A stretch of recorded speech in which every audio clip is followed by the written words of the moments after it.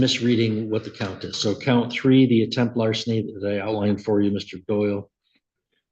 And count 5 is unlawful driving away a motor vehicle. That is a felony punishable by up to 5 years in prison, and the Secretary of State will suspend your driver's license. Do you understand the maximum penalty that you could face? Yes, sir. I think no. All right. Are you on probation or parole anywhere? Yes, sir. No. Were you on bond for any other case at the time of this incident? Yes, sir. I was on bond in the county. In Emmett County? Okay. And so that explains the sentence agreement for concurrent sentence. Okay. So you understand legally the maximum penalty you could face would be the 5 years, as I mentioned, on top of whatever Emmett would give you. Do you understand that? Okay. Did you read and understand the rights listed on the advice of rights form? Yes, sir. Do you have any questions for me or your lawyer about any of those rights? Do you understand if you plead guilty, you give up those rights? Yes, sir. And is that what you'd like to do today? Yes, sir. If I accept your plea, you give up any claim that it was caused by any threats or by any promises beyond the plea agreement. Do you understand that? Yes, sir. Also, when you plead guilty, you lose the right to appeal. If you wanted to appeal, you'd have to seek permission to appeal. You would do so by filing an application. The types of issues that you could raise on an appeal after you plead guilty are very limited, much more limited than if you were convicted after a trial. Do you understand that? Yes, sir. All right, the plea agreement as I outlined is in exchange for your plea to counts 3 and 5 and a county cap, concurrent sentencing, restitution to be determined. The other charges would be dismissed. Do you understand the terms of that plea agreement? Yes, sir. Mr. Philippa, is that a full, fair, and accurate statement of his terms? It is, Your Honor. Mr. Julia? Yes, it is. Mr. Doyle, that sentence agreement is not binding on me. I don't know anything about you or anything about this case right now. By the time of the sentencing, I'll know a lot more. Some from you or your attorney, some from the prosecutor, some from a pre-sentence report. If after reviewing all of that, I decide I don't want to follow this, I don't have to. But if I don't follow it, you would get to withdraw your plea because you wouldn't be getting what you bargained for. Do you understand that? Yes, sir. There is an important exception to that rule. If you get in any trouble between now and the sentencing date, let's say you violate any court orders or fail to appear for anything, or abscond or commit a new crime, even if you're in the jail, sometimes people commit crimes back there. You do anything like that, then I wouldn't have to follow the sentence agreement, but by your own misconduct, you would have lost the right to withdraw the plea. Do you understand that? Yes, sir. Other than the plea agreement, has anybody promised you anything to get you to plead guilty? No, you're Has anybody threatened you to make you? Has anybody threatened you to make you plead guilty? no, you're Has anybody promised you anything else? Is it your own free choice to enter this plea? Yes, it is, Your Honor. Knowing all this, how do you wish to plead to the charge in count 3 of attempted larceny of $20,000 or more? Guilty. How do you wish to plead to the charge in count 5 of unlawful driving away a motor vehicle? Guilty. Mr. Philippa, would you assist with a factual basis? Certainly, Your Honor. You are Logan Reed Doyle. And back on October 19th of 2025, were you up in Mackinac City, Sheboygan County? Yes, sir, I was. And that evening, did you try to get inside a Ford Mustang and drive it away? Yes, sir. And that wasn't your car. You didn't have permission to do anything with that. And the only reason you stopped was because people you believe were the owner came running towards it. And then also that evening, you and a group of other youngsters were in either a Tahoe or a Suburban, a large passenger vehicle, and that had been taken, and you were aware that it had been taken without the permission of the owner. Yes, sir. And you agree that the value of that of either vehicles would have been $20,000 or more. These were both nice cars. And you didn't have permission of either of the owners? No, sir. No other questions, Your Honor. Mr. Philippa, you satisfied with the factual basis? Satisfied with the factual basis and compliance with the court rules, Your Honor. All right, thank you. Mr. Juliet, are you as well? I am as well. All right, Mr. Doyle, I find that your plea is knowingly, understandingly, and voluntarily made, and that there is a sufficient basis in fact and law to believe that you're guilty of those offenses. So I hereby accept your plea. We can schedule sentencing for January 6th at 1:50 in the afternoon. That date work for you, that date and time work for you, Mr. Flipper? You're a step ahead of me, Your Honor. It's one of my principal aims.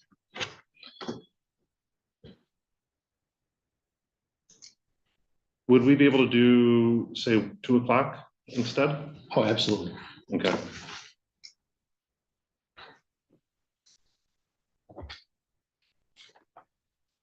All right, and Mr. Doyle, you'll have to cooperate with an interview for a pre-sentence report, as I mentioned. So someone from the Michigan Department of Corrections will be back to interview you so they can write a report so I know something more about you, okay? Anything further, Mr. Flipper? Your Honor, this may be novel. Mr. Doyle is obviously incarcerated. He does not have his GED. I'm wondering if that could be a term of his bond, that it could be amended, that he'd be permitted to participate in those programs. You know, I don't know whether the jail allows for pretrial detainees to participate in that. I think they might. They wouldn't need to. We wouldn't need a court order for that. If the jail would allow him to do it, he could do it. He wouldn't get credit against any sentence until he's sentenced, right? So then the only thing that I have to approve is whether they get credit against a sentence. Okay. So you may want to reach out to the jail administrator and see whether that's something they can do pre-trial. And if it is, do they need an order from me to do so? And if they do, I would certainly sign such an order. Okay. All right, anything further from people? No, thank you. Okay. We'll see you then, Mr. Boyle.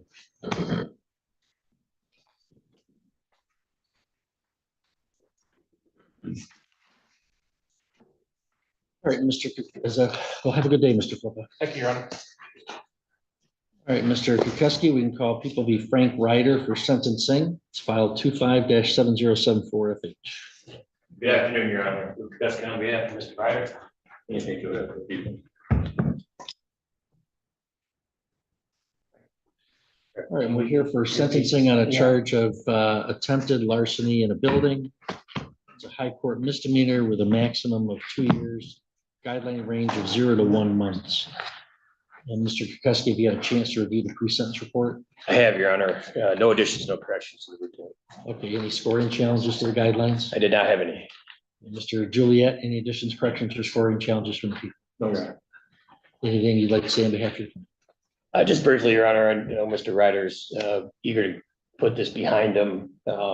He's got an unblemished record until this point, and with the, I guess, gracious plea offer from the prosecutor, hopefully he'll complete everything. I have no doubt he will, and he'll end up without any blemish on his record. He did serve in our Army, in the forces here, so he's a veteran. He did just get out of the hospital yesterday. I learned he was septic with the urinary tract infection, so he is dealing with some medical issues, and I know those were outlined also in the pre-sentence report. We're just asking the court to follow the recommendations and the agreement as it's been laid out. Thank you. All right, thank you. Mr. Ryder, you don't have to say anything today, but you're welcome to. Is there anything you want to tell me or no? No. Okay, that's fine, sir. Mr. Juliet, any recommendations from the people? I would ask for to adopt the recommended sentence for a delay. He's gone 75 some years without any criminal history. Looks like he's a Vietnam veteran, so I don't know what was going on last summer, but I'm hopeful that the delay will address it. All right, thank you. Mr. Ryder, if you please stand for the court sentence. Well, Mr. Ryder, I agree with the prosecutor here. When I read this pre-sentence report, I kind of just shook my head and I don't know what was going on.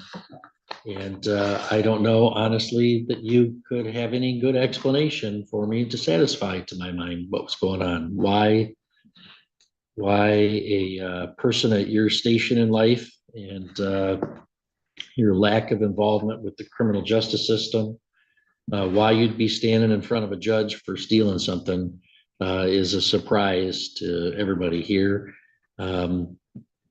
So I don't know what the situation is, but you're 76 years old, no prior record. I think the plea agreement for a delay is appropriate. So I will place you on a delay of sentence, meaning we're going to postpone your sentencing for up to a year. During that time, you'll be subject to a probationary order. So you have to comply with the terms and conditions listed on pages 2 and 3 in the pre-sentence report. Those include the payment of $300 restitution, $130 crime victims assessment, court costs of $350, state cost of $68, comply with DNA testing and pay a $60 fee, and a monthly supervision fee to the Department of Corrections. And if you successfully complete the probationary term and don't get in any trouble this year, then, and you can't have any contact with this business or any of its owners. Right. If you don't violate any of these terms, we'll come back in a year and if you've successfully completed it, the prosecutor will be dismissing the case. Right. If you violate any of these terms and we find out that, gee, for some reason, Mr. Ryder has decided in his mid-70s he's going to start a crime spree, well, then it's an entirely different story. We'll come back and sentence you on this high court misdemeanor, and it'll go very differently. So I certainly hope whatever was going on was just a bad day, and you can just count it as a blip in an otherwise honorable record. Okay. All right, because we are delaying your sentence, technically there's no appeal rights at this time and you're not eligible for any early discharge. We'll get it scheduled for a sentencing on the back end of the delay. Do you want him to stick around or just make an appointment to get started? And make an appointment. Okay, so Mr. Ryder, stop down to the probation office window. Mr. Krukowski can show you where that is. And you can schedule an appointment so that you can get started on your probation with an agent, okay? Very good. All right, good luck. Thank you, Your Honor.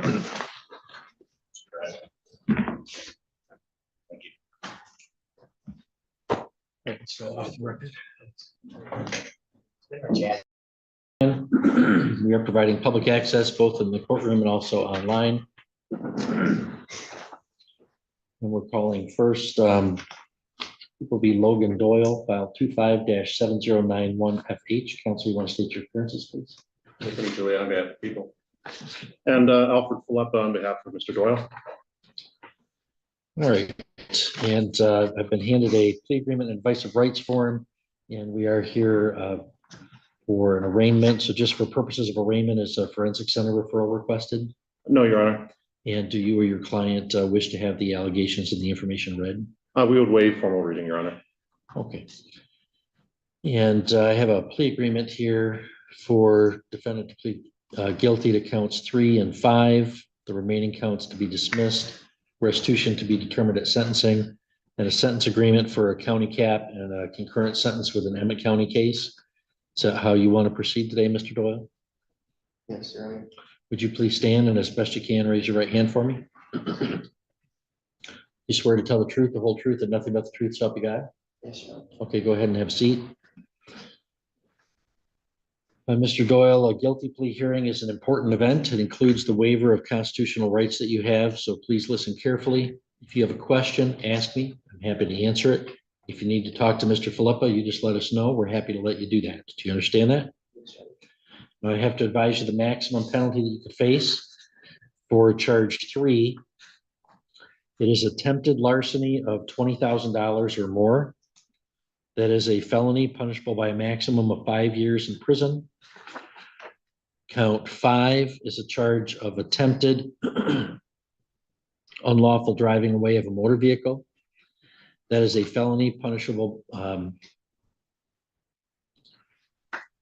Well, can counsel approach, please?